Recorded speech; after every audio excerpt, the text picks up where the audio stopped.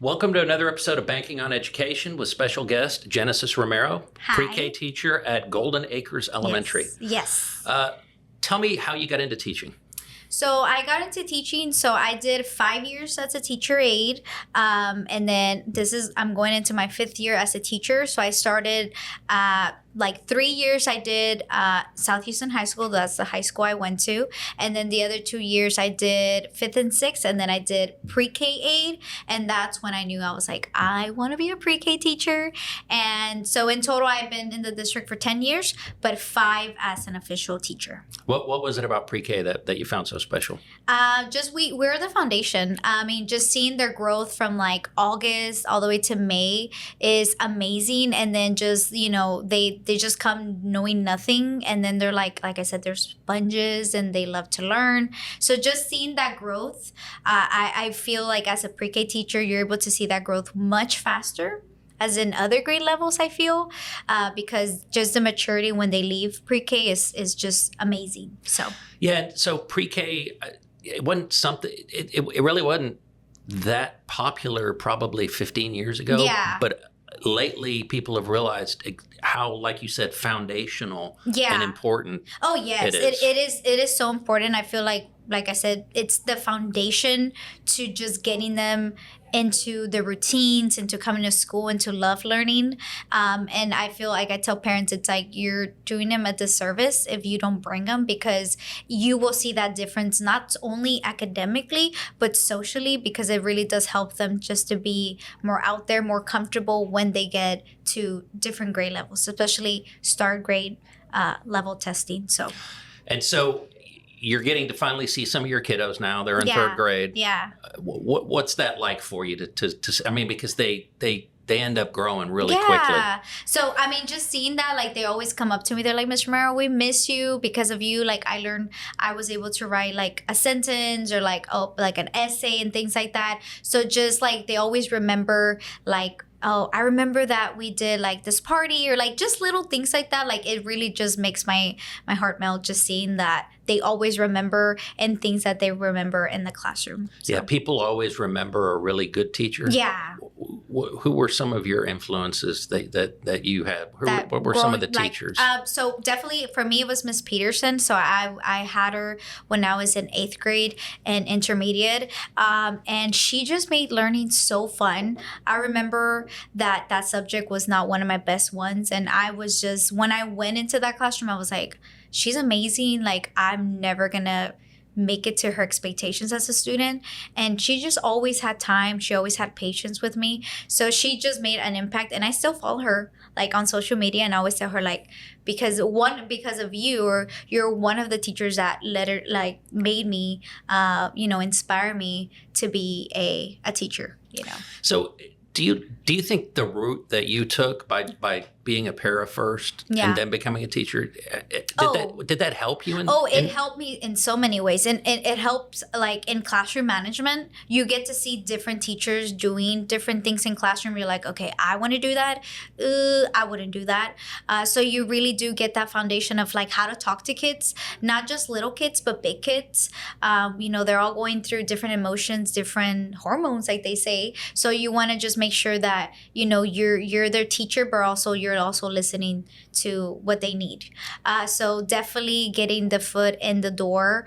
Also, you make your name known, like, hey, I'm Genesis. Like, I want you to see my work ethic, because when you have a position open, I would love to be, a person here to work here, to have a classroom. So just definitely getting your foot there and just getting that classroom tips, things you learn. I feel like it's very essential. Well, and you brought up a good point. Like, so here at the credit union, we like to hire from within. Yeah. And it gives the district, like you said, a glimpse into who you are and what you're capable of. Yeah, your work ethic and stuff like that. So yeah, I always recommend, like, you really do need to work as a para or anything in the school system, just to see if that is your calling. Because once you're in there, it changes. You have to now, as a teacher, you have to do lesson plans. You have to do this. So it's very different. So I always tell people, like, really get your foot in the door working as a sub even to really see if that is your calling. Yeah. And you talked a little bit about classroom management. Yeah. And it's with so many teachers in Texas lately being uncertified. Yeah. There's a science to teaching, Yes. but there's also an art. Yes. And managing a classroom, Mm-hmm. it's probably one of the more important skills. Yeah. And if that's lacking, it makes Yeah. teaching the kids really You can tough. know the curriculum from like head to toe, like they say. But if you don't have good classroom management, the kids will, like they say, they will tear you up. They'll run they you will over. run you over. Yeah. So you definitely want to have like good expectations from the beginning, those routines. It's like, I'm your teacher. You're here to learn, and we're going to learn it this way, and it's going to be hard. But just, at the end of the year, you're going to be happy with the results. So definitely getting that classroom management. And a lot of the times when you take college classes, they don't teach that. They teach all the pretty of school. You're going to do this lesson plans. Your classroom is going to look cutesy, but it's like, you're going to get those tough students. You're going to get those tough parents. You're going to get that admin that's really going to make you, change things that, you don't want to change. So you really do, have to go in there with just a good set of like, I have to have good classroom management because this will make you or break you. So, yeah. Let's talk about the culture of Pasadena ISD and maybe even Golden Acres in particular. I used to volunteer there 30 years ago. We did the host program. Oh, nice. So okay. I'm quite familiar with Golden Acres. Yeah. But I work with a lot of districts in the area. I've seen a lot of districts. Yeah. And Pasadena to me always has this feeling that it really is all about the kids. Oh, yeah. No, I love Pasadena. Like I said, I was a student here. I started in Mathis Elementary, and then I just went all the way to South Houston High School, graduated. I've always loved Pasadena just because they are very family-oriented. They care about the kids. They care about the kids' school or like what happens to them after school ends. They're, like I said, we just love our staff. Like we always care about just like their well-being, bringing things to staff and like just caring about the community. So I've always loved that, and I was like, okay, if I get to teach at any district, I really want to stay with Pasadena because they really did shape me as an adult. So I was like, I want to contribute that to my community and just be a part of that. Yeah, and I think that's also very common to have teachers come back to the school district where because I know at the new teacher luncheons they always ask, who graduated from this district. Yeah. And you see a lot of hands go up. So there's that real affinity to the, like you said, community. Yeah, it's definitely community based, and like I said, I love it. So no complaints of that. So you have found yourself a little hobby, it seems, where you're basically sharing and opening your classroom to the world. Yeah. You've made quite a splash on TikTok. Tell me how that got started. Yeah, so I started in TikTok, and then I also do a little bit of Instagram. But TikTok, I started just posting just to be funny because it's like all these teachers are just doing like little trends just to kind of be relatable with what other teachers are going through. So I just started posting little TikToks, and then I posted this video that went viral. I think right now we're like at 3 point something views and I don't know how many likes. So I was like, oh, dang, like this really went off the charts. And I think I started seeing it more in terms of like other people recognizing me, like other students that I haven't had in my classroom. They're like, I saw your video and my tia saw your video. And then my boss told me that like even her boss had seen my video and she was like, I think I remember like that teacher from like a training. So just when I started seeing that, it's like, oh, like, wow, like there's other people that are actually looking at my videos and they think it's funny and stuff like that. But also I like to make just videos just also to be funny and cute and stuff like that, but also like just to like be able to relate to other teachers and like teach them other things. Like if I bring up a thing that I'm doing in my classroom, they're like, oh, hey, thank you. Like, can you share that resource with me? So we're always learning. That's like a learning community in TikTok with teachers and just making them like know that teaching can be fun, Well, I think teaching is very collaborative. Yeah. More so than most professions. Yeah. Yeah, for sure. So it's just always learning. Like I'll have a question of like, how do I make this craft cute? Or how do I teach these kids that? And then you'll type it up and then, you'll learn from like one another. It's like, hey, I'll be able to do, this thing like this, so you get to. Mm-hmm. So does that get monetized? It does. It really does. So when I was like, okay, I'm making it when other people will collab with me, they will be like, hey, like can like education, I think it's called like educational materials.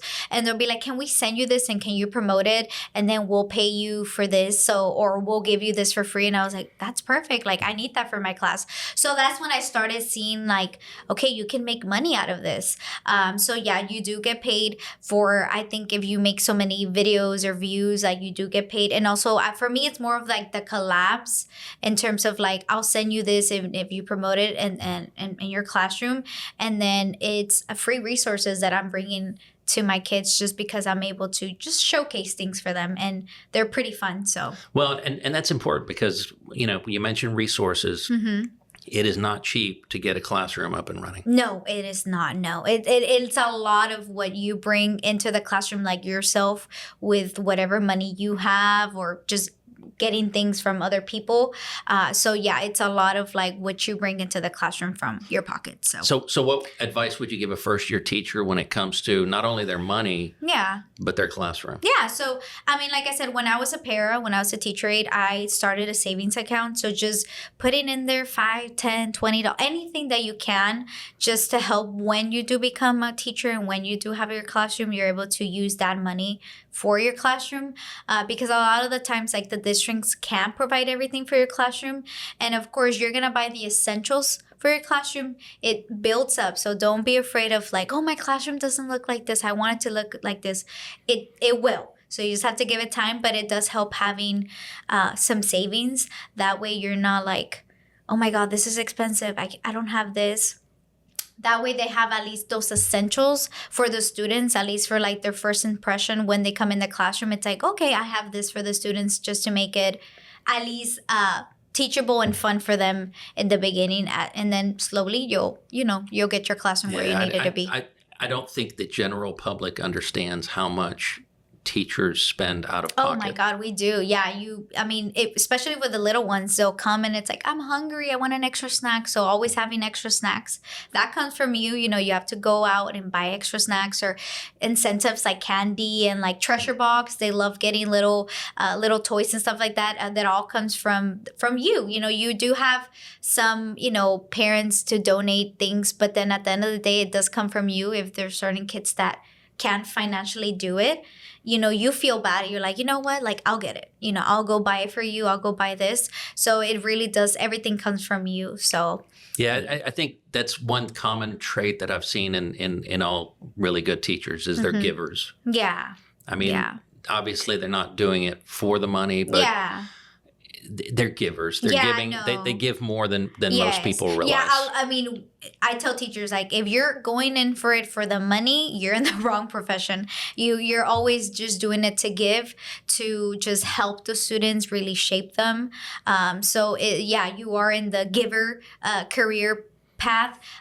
But once you do it, you're like, they always remember that. Like, I remember Miss Romero when you bought me, I couldn't bring, confetti eggs for the egg hunt and you bought them for me. Like, I'll always remember that. And I thank you for that. So they always do remember, and and you always, like I said, you want to make their first impressions of school meaningful. So you don't want to be like, oh, because of like, I couldn't bring this, like, I don't want to go to school, so you just want to make it meaningful for them in many ways. So right now in the state, there's not only a teacher shortage, but a teacher retention problem. Yes. And we hear about burnout and things like that. How do you stay grounded and definitely. I mean, there is a teacher burnout for sure.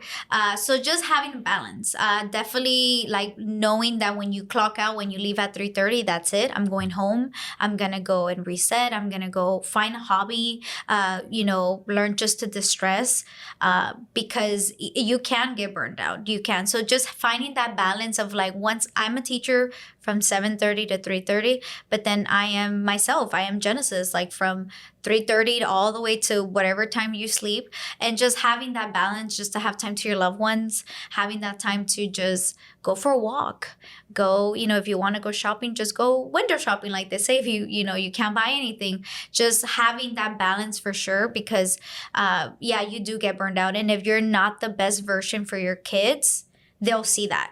they'll definitely see that the next day. They'll be like, why are you upset, or why are you raising your voice at me? And it's like, oh yeah, I get it. Like, I was having a bad day and I'm taking it all on you. So just having that balance of like, work is always going to be there. Things are always going to be there. Piles of work are going to be there, but you have the next day to do it. So just having that balance of just clocking out and just, giving yourself like as first, then it really does help. Yeah, because people my age typically remember when we went to school, you'd get 3 months off for the summer. Yeah. That's not the case anymore. That is not the case. Yeah. Talk about the kind of PL and stuff that you guys have to go through. Yeah. I mean, even though we do get a lot of breaks, I understand now as a teacher why. I feel like I always tell like my friends, my colleagues, like, we will be on the news. Like, we will be like, teachers like running out the building because it's just they make it seem like it's funny like that, but it's true. Like, it's just it burns you out. So I feel like as teachers we get those times to really reset and distress, and really also like, okay, what can I do better when the next time I go, for my kids? Like, what can I do better? So it really does help, just time to just get resources, really just relax and just have time to just get things done that you don't have a chance to do right after school. Well, you mentioned it. Teaching is an always on type position. Yeah. You're in front of the class. Yeah.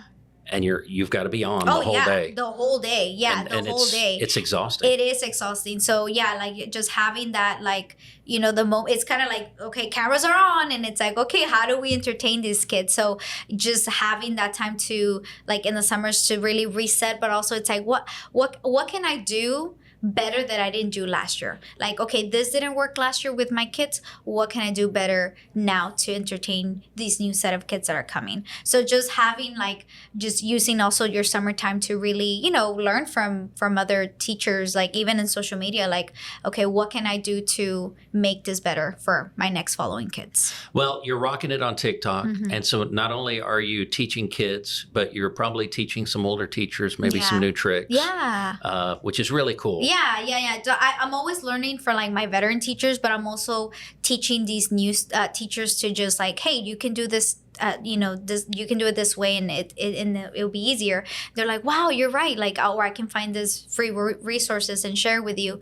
So yeah, we're always learning from each other. No matter if you're a veteran or if you're a newbie, you just don't be afraid to ask. Because I love learning from both. I love learning from my veteran teachers, and then they love learning from the new teachers. You're like, oh yeah, like I can actually do it like that. So I love doing that, like just helping and sharing my ideas with others. Well, Genesis, thank you for all you do for your students. Yes. I love your passion. It's definitely the kids that are benefiting from that. Yes. Thank you so much for being on. No, thank you. Thank you for inviting. Thank you. I appreciate it. Yes. Yay. Stay tuned for next episode of Banking on Education.